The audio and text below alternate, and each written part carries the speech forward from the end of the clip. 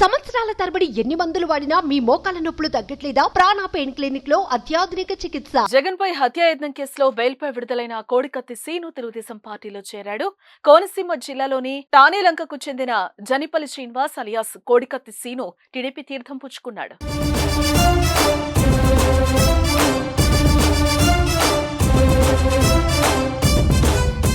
తన అన్న సుబ్బరాజు కుటుంబంతో పాటు గ్రామానికి చెందిన మరికొన్ని కుటుంబాలు కూటమి అభ్యర్థి బుజ్జిబాబు సమక్షంలో తెలుగుదేశంలో చేరారు. వారందరికీ బుజ్జిబాబు కండువా కప్పి పార్టీలోకి సాదరంగా ఆహ్వానించారు.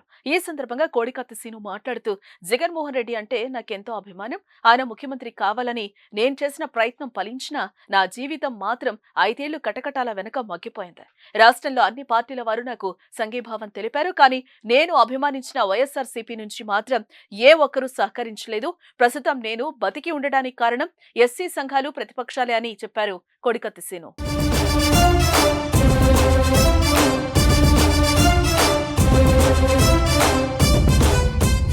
సుమన్ టీవీలో మీ పర్సనల్ అండ్ బిజినెస్ ప్రమోషన్స్ కోసం కింది నెంబర్కి కాంటాక్ట్ చేయండి.